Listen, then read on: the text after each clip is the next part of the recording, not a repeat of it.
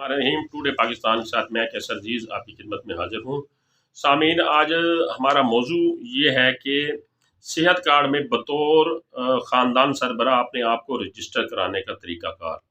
अब इसमें हम 4 से 5 तरीक़ाकार के तहत अपने आप को रजिस्टर करा सकते हैं।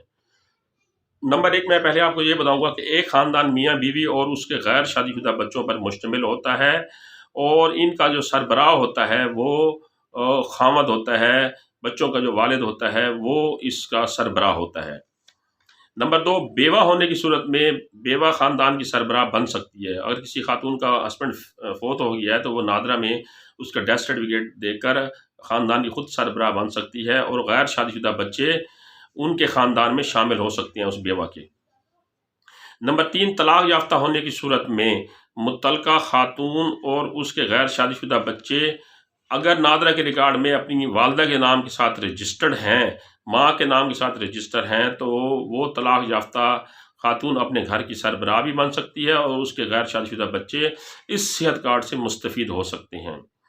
नंबर 4, अगर किसी मर्द ने अपनी बीवी को तलाक दे दी हो तो वो मर्द उसके गैर शादीशुदा बच्चे, बशर्त यह है कि उसके जो गैर शादीशुदा बच्चे हैं वो नादरा के रिकॉर्ड में रजिस्टर्ड हों अपने वालिद के नाम के साथ, तो फिर वालिद अपने ख़ानदान का सरबराह भी बन सकता है। उसके गैर शादीशुदा बच्चे जो है वो उसके सेहत कार्ड से मुस्तफ़ीद हो सकते हैं।